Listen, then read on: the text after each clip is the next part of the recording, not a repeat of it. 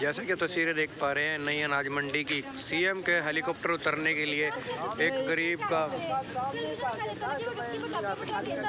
का ढाबा उतार दिया गया। वो रोटी किस प्रकार कमाएगा, हम आपको लाइव तस्वीरें दिखा रहे हैं।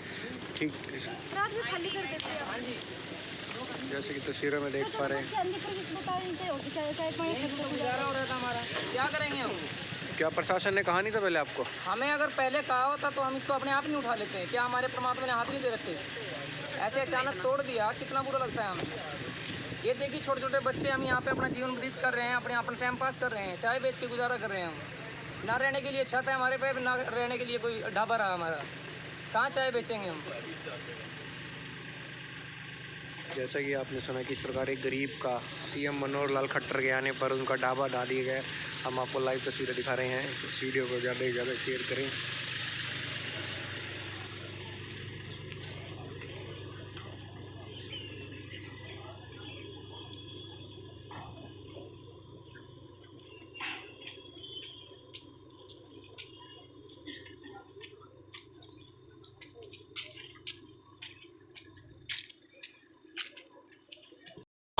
नमस्कार, मैं विकास का स्वागत कर रहा हूं। आपके पार्टी के नेता जो कान में और पार्टी के नेता पहुंचे हैं, अनुराग ढांडा जी जो आम आदमी पार्टी के नेता हैं, पहुंचे हैं करनाल, और उनके साथ तमाम आम आदमी पार्टी के नेता यहां पर मौजूद हैं। यहां पर कल हरियाणा के मुख्यमंत्री मनोहर लाल का हेलीकॉप्टर उतरा था और इसी के लिए यहां पर कुछ ढाबे थे जिन्हें तोड़ दिया गया था। हम आपको लाइव तस्वीरें दिखा रहे हैं। अनाज मंडी के सीएम मनोहर लाल खट्टर का हेलीकॉप्टर करते हुए नजर आ रहे हैं। साथ में पार्षद बलविंदर सिंह भी हैं। और क्या बात है? क्या बोलूं मैं किस चीज से डर? डर वो मार देंगे हमें। धमकाती है गवर्नमेंट ने। आप थोड़ा धमकाया, बुलाया था जिनको अभी पत्नी है, इसको 7-7:30 बजे बोला गया। कोई नहीं, थोड़ा पीछे आराम से। बच्चे हैं थोड़ा पीछे। 7-7:30 बजे में बोला गया कि आप इसको खाली कर दीजिए सुबह। हाँ, हमने उनसे एक रिक्वेस्ट की, सर हमें कुछ ठंड दे दीजिए, हम इनको खाली कर दें, या कोई ऐसी मदद दो जो हम इसको उठा के रख दें। कह रहे इसको जल्दी उठाओ भाई, यहाँ पे कट्टर साहब का हेलीकॉप्टर उतर। हमें मान सम्मान करते हैं, वो सीएम है, गलत नहीं बोलना चाहिए। जैसे उनके यहाँ पे हेलीकॉप्टर आने से 20 मिनट पहले एक बुलडोजर क्या बोलते हैं उसको, जेसीबी मशीन आई, उन्हें उठा के उसके साइड कर। तो हमें इस चीज़ का दुख है कि उन्होंने हमें रात को सूचना क्यों नहीं की, 2 दिन पहले सूचना क्यों नहीं की? हमारी कोई गलती क्या है? सन 2014-13 में आ गए थे और हमारा आड़तियों से सबसे प्यार है। सब जहाँ पे यहाँ किसान आते हैं, उनकी चाय खाना नाश्ता हम उनको देते हैं। जब हम यहाँ व्यवस्था सस्ते में कर रहे हैं, जीटी रोड पे 100 रुपये 120 रुपये की दाल मिलती है, हमारे यहाँ 60 रुपये 50 रुपये की थाली मिलती है, और पेट भर के खा के कहते हैं कि भाई बहुत अच्छा खाना लगा, आशीर्वाद देते हैं। हमें उनकी दुआओं में बैठे हैं, हम पैसा कमाने के लिए नहीं बैठे हैं। कोई कंपनसेशन वगैरह कुछ नहीं दिया? बस अभी उन्होंने आश्वासन दिया है। अभी हम कमेटी में बुलाए थे कि हम इस काम को आपको बनवा देंगे और जल्दी बनवा देंगे, और आप घबराओ ना, इस काम को हम कर देंगे, आश्वासन। नहीं, ज़रूर बनेगा। नहीं बनेगा जब तक हम आपके साथ हैं पूरी तरह से, और देखेंगे कैसे नहीं बनाते, ज़रूर बनेगा। छोटे बच्चे हैं, ये कोई इन बच्चों को लेके हम कहाँ जाएंगे? हम ना तो सर पे छत है कोई कि हम जाके गांव में रह लें। यहीं रहते थे आप? यहीं बच्चे रहते हैं। ऐसे स्कूल छोड़ने जाना आना जाना, यहाँ से 3 किलोमीटर स्कूल पड़ता है, और मैं डेली वहाँ से बच्चों को छोड़ने जाता हूँ। लेकिन हम तो यही कि मन समझा रखा है, मन समझा रखा है सर कि हमारा जीवन ऐसे पूरा हो जाए तो बच्चे को भविष्य बन जाएगा। ठीक है, हमारे बच्चे छोटे छोटे कल्पना चावला की किताब पढ़ते हैं, मैंने बचपन में पाठ पढ़ा है। मैं तीसरी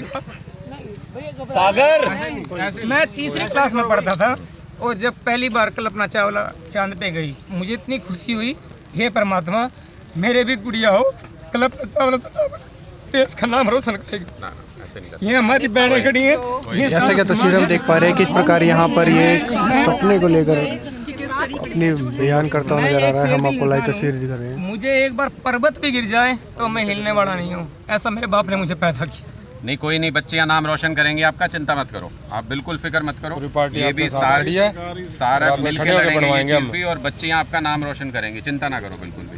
ठीक है, तो सभी से, अपने देश की अपनी माता बहनों से की दुआ करता हूँ कि अच्छे काम करो, परमात्मा हमारा साथ देगा, हमारा ये भविष्य है, ये हमारा। बिल्कुल करेंगे। ठीक है, अनुराग जी आज पहुँचे हैं, आप क्या कुछ कहेंगे? इस तरीके से पूरा देखिए मैंने कल भी ये बात कही थी, मुझे शर्म आती है ये सोच करके कि एक मुख्यमंत्री हैं प्रदेश के, क्या कमी है उनको, उनका प्रशासन पूरा उनके उंगली के इशारे पे चलता है। उनका हेलीकॉप्टर वहाँ उतरना था, कोई ज़रूरत नहीं थी यहाँ पे किसी ढाबे को तोड़ने की। सिर्फ इस अहंकार में कि जहाँ जहाँ पे हम जाएं वहाँ पर सोने की सड़कें बन जाएं, शीशे के महल बन जाएं, जहाँ हम जाएं वहाँ हमको झुग्गी नज़र नहीं आनी चाहिए, कोई ढाबा नज़र नहीं आना चाहिए। गरीबों से नफ़रत करते हैं ये लोग, इसी बात से शर्मसार हैं हम लोग। कुछ इनकी सुविधाओं के लिए नहीं दे पाए। ये बता रहे हैं 2013 से यहाँ पे रोज़ी रोटी चला रहे हैं अपनी, छोटे छोटे बच्चे आप देखिए खुद यहाँ पे, ये बच्चे किसी तरीके से इनका गुजारा हो जाता, क्या जाता मुख्यमंत्री साहब का। तो मुझे लगता है कि ये अहंकार है। एक बहुत पुराना एक शेर याद आता है मुझे कि उनकी राहों में मिट्टी के घर नहीं आते, इसलिए शायद उन्हें हम नज़र नहीं आते। मतलब अगर किसी की कोई छोटी झुग्गी है, कोई किसी का छोटा ढाबा है, तो आपको उनके अंदर इंसान नज़र ही नहीं आएंगे। मुझे लगता है ये बहुत शर्मसार करने वाली घटना है। प्रशासन को तुरंत सहयोग करके इनका ये ढाबा वापस बनाना चाहिए, इसी जगह बनाना चाहिए। कच्ची कंस्ट्रक्शन है, कोई ऐसा नहीं कि इन्होंने यहाँ पे कब्जा कर लिया है, कोई ऐसा नहीं इन्होंने इलीगल कंस्ट्रक्शन कर दिया है। टेम्परेरी स्ट्रक्चर है, बिल्कुल मैं सामने देख रहा हूँ वो सारा उसका मलबा पड़ा हुआ है। टेम्परेरी स्ट्रक्चर है, कहीं कोई डिस्टर्बेंस नहीं है। सारे आड़ती लोग मंडे यहीं से, इनके यहाँ से मजदूर हैं, को ख़त्म कर दो। ये मानसिकता बहुत गलत है, जन विरोधी है। और मुझे लगता है कि भारतीय जनता पार्टी को कार्यकर्ताओं से जो मदद बन पड़ेगी वो तो करेंगे ही करेंगे, लेकिन किसी भी हाल में ये ढाबा यहीं पे बनेगा, इसकी रोजी रोटी इस परिवार की कहीं जाएगी नहीं, ये हम सुनिश्चित करेंगे। आम आदमी पार्टी भी मदद करेगी इसमें? निश्चित तौर पे हमारे कार्यकर्ताओं ने आज भी कई सारे कार्यकर्ताओं ने आज यहाँ पे मदद की है। इनकी हम सब तरीके से मदद भी करेंगे। और सबसे बड़ा सवाल ये है कि जो सरकार करेगी, प्रशासन खुद आके करेगा, उनको यहाँ पे इनका ये ढाबा दोबारा बनाना पड़ेगा। ये सिर्फ और सिर्फ एक ढाबे की या सिर्फ और सिर्फ कुछ पैसे की लड़ाई नहीं है, ये मानवता की। प्रधानमंत्री की योजना में ये अपना काम चला रहे हैं, छोटे छोटा रोजगार चला रहे हैं। और उस योजना का जो मतलब प्रधानमंत्री जी की योजना से आप इनको पैसे दीजिए, इनका रोजगार चलवाइए। और उसके बाद मुख्यमंत्री पूरे वाकये में यही है कि अगर आप सत्ता पर बैठे हुए हैं, सत्ता के शीर्ष पर बैठे हुए हैं, तो नीचे बैठे हुए इंसान को इंसान समझना। अमित शाह आ रहे हैं 14 तारीख को करनाल के अंदर, गोहाना में भी रैली थी, आ नहीं पाए थे। किस तरीके से देखते हैं हरियाणा की राजनीति? देखिए, गोहाना में आम आदमी पार्टी ने साफ कहा था कि अगर हरियाणा की बेटी को छेड़छाड़ करने वाले मंत्री को जब तक मंत्रिमंडल से हटा नहीं देते, जब तक उनको मंत्रियों का अपमान बिल्कुल भी बर्दाश्त नहीं करेंगे। चाहे वो गोहाना था, वहाँ पे ना लोग आए ना अमित शाह जी आए। करनाल में भी उसकी पुनरावृत्ति आपको देखने को मिलेगी। पुरजोर विरोध हरियाणा के तमाम लोग आम आदमी पार्टी इस यात्रा का करेंगे। भाजपा के शीर्ष नेतृत्व को भी अंदाज़ा होना चाहिए कि हरियाणा की बेटियों का अपमान करके हरियाणा में उनका स्वागत कभी नहीं हो सकता। पंजाब में कल हिंसा हुई है, शायद आपको जानकारी होगी सर। देखिए, बिल्कुल तमाम जो ऐसे जो भी तत्व हैं उनको सख्ती से निपटा जा रहा है। और पंजाब में किसी तरह से केस को सॉल्व नहीं किया, सब लोगों को अरेस्ट नहीं किया। दूसरी तरफ अगर आप हरियाणा में देखें तो कानून व्यवस्था की दृष्टि से अगर आप देखें, नागरिकों की सुरक्षा की दृष्टि से देखें, तो आज एक खबर छपी है केंद्रीय एजेंसी ने, केंद्र सरकार का सर्वे, जिसमें हरियाणा पूरे देश में सारे राज्य 29 राज्य केंद्र शासित प्रदेश 36 जगहों में 36वें नंबर पे हरियाणा आया है कि यहाँ के नागरिक सबसे ज़्यादा है। आज ये केंद्र सरकार के आंकड़े जिसमें वो आखिरी पायदान पर हैं लॉ एंड ऑर्डर में। मुझे लगता है कि आज वो केंद्र सरकार को फर्जी ना बता दें, प्रधानमंत्री जी को फर्जी ना बता दें, ये हमको डर लग रहा है। आम आदमी पार्टी अपनी सरकार बना पाएगी हरियाणा में?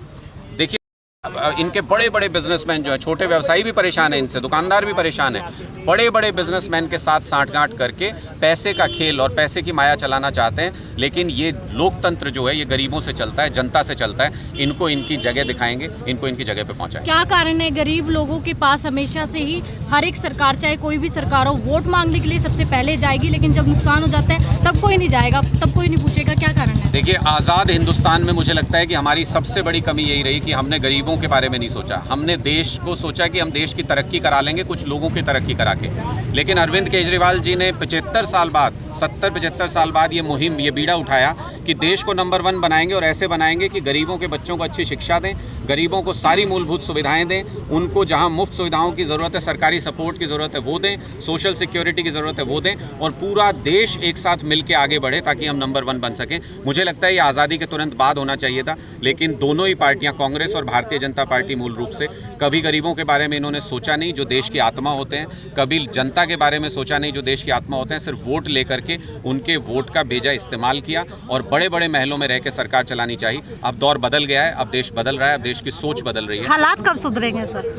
तुरंत सुधरने शुरू होंगे। मैं इसका आपको यहाँ का उदाहरण दे रहा हूँ। मैं आज यहाँ पे कह के जा रहा हूँ, हर हालत में प्रशासन को ये ढाबा वापस यहीं बनाना पड़ेगा, वरना सारे अफसरों का मूवमेंट मुश्किल कर देंगे करनाल के अंदर। मैं आज यहाँ पे स्पष्ट तौर पे ये कह के जा रहा हूँ, अफसर अगर ये सोचते हो कि ये सरकार उन्हें बचा लेगी, अफसरों में ये अहंकार हो कि वो इस सरकार की शय पर कुछ भी कर सकते हैं, मैं उनको भी यहाँ से चेतावनी देना चाहता हूँ। सिर्फ 1.5 साल की सरकार बची है, उसके बाद ये सरकार भी बदलेगी, और उसके बाद जो अफसर ठीक से काम नहीं कर रहे, जो गरीबों को जनता नहीं समझते, जो गरीबों को इंसान नहीं समझते, उनके साथ भी किस तरीके से डील किया जाएगा वो आप अंदाज़ा लगा सकते हैं। तो सारे अफसरों को भी ये समझना चाहिए कि लोकतंत्र में उनको अपनी जिम्मेदारी समझते हुए सही तरीके से काम करना होगा। सर 4 ढाबे टूट जाते हैं, लेकिन शाम के ढाबे टूटे हैं। नहीं, गरीब आदमी के पास होता क्या है, मैं वही तो बोल रहा हूँ कि गरीब आदमी सबसे पहला व्यक्ति होता है जो प्रशासन से डरता है, क्योंकि उनको लगता है कि बर्बाद कर देंगे, उनको टिकने नहीं देंगे। अब इनको ये ढाबा दोबारा से बनाना है, अपनी रोजी रोटी चलानी है, अपने बच्चे पालने हैं। लेकिन अगर सरकार के अफसरों में इतना अहंकार है और उनसे ये लड़ाई मोल ले लें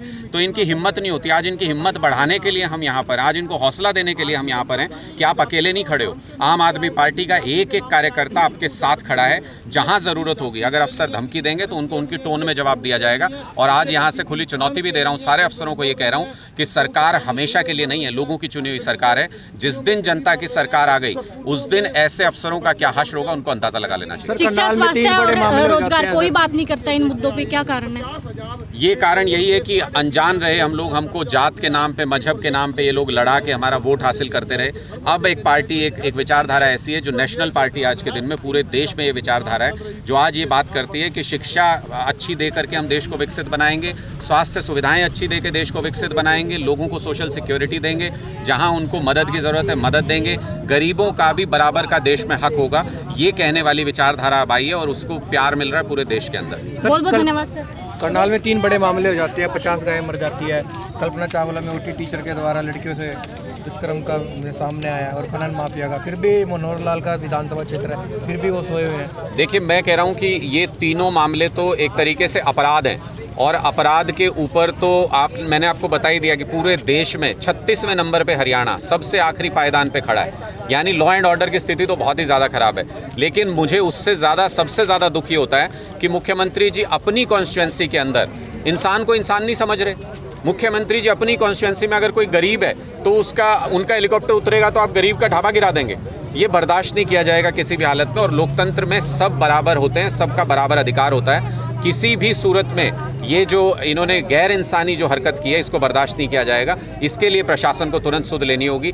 जो गायों का मामला है या जो आपने कल्पना चावला का भी मामला बताया है, इन सारी चीज़ों पर भी हमारे कार्यकर्ता समय समय पे इन चीज़ों को उठाते रहते हैं, इन मुद्दों को उठाते रहते हैं। जनता से जुड़े हुए हर मुद्दे के ऊपर अब सरकार को बात करनी होगी। इन मुद्दों को हम जोर शोर से उठाएंगे। ऐसे अत्याचारी सरकार है, इस सरकार में अत्याचार ही अत्याचार है, लूट ही लूट है। जो भी बोलता है उसको जेल में ठोक देते हैं। और अब इनका इतना हौसला बढ़ गया है, जब चाहें जिसको बिना नोटिस दिए सिर्फ हेलीकॉप्टर उतारने के लिए, जबकि इस ढाबे को तोड़ने की जरूरत नहीं, हेलीकॉप्टर काफ़ी दूर उतरना था। मुख्यमंत्री के हेलीकॉप्टर उतारने के लिए इन गरीबों को उजाड़ रहे हैं। सर वो कह रहे थे कि जो नीचे उतरेगा तो हवा से उड़ जाएगा। नहीं, हवा से उड़ जाएगा तो आप ये देख सकते हैं हवा से उड़ सकता है। ऊपर 2 पेड़ है, 2 पेड़ों के नीचे झुग्गी टाइप ढाबा बना के बैठा था।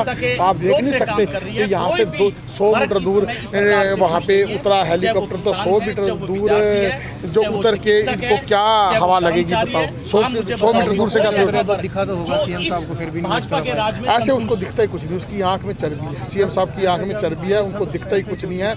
और अधिकारी उसकी मूर्खता का फायदा उठा के लूट रहे हैं, नगर निगम पूरा लूट लूट का अड्डा बना हुआ है, तहसीलपुरी लूट का अड्डा बना हुआ है। और आज तक जो DTP इतनी करोड़ों की लूट के चला गया था, आज तक उसको मतलब सस्पेंड तो किया है लेकिन उसको टर्मिनेट नहीं किया है। क्या चाहते हैं, क्या चाहते हैं? ये लूटने के लिए आए हैं। जो अधिकारी है क्या छवि खराब करे सीएम साहब?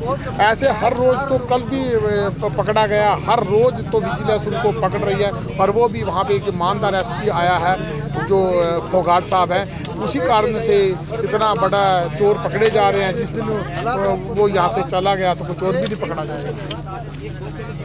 मोज मैं भी एक किसान हूँ और जब ये सीज़न होता है हम भी अपनी धान या गेहूँ वगैरह लेकर यहाँ पर आते हैं। और जिस भाई का ढाबा टूटा है, मैंने कई बार यहाँ पर चाय भी पी है, खाना भी खाया है। और इतना सस्ता खाना खिलाते हैं भाई साहब ये कि 50-60 रुपये में भी जो किसान जो होता है वो अपना जो पेट भर पेट भोजन कर लेता है।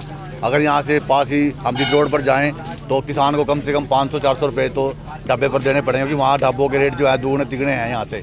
तो ये गरीब आदमी का जो ढाबा तोड़ा गया है, खट्टर साहब ने जो अपने सुरक्षा के नाम पर ढाबा तोड़ा है, तो ये जो बहुत हमारी जो आम आदमी पार्टी है वो इसकी कठोर शब्दों में निंदा करती है और इसको मुआवजा मिलना चाहिए ढाबे वाले को।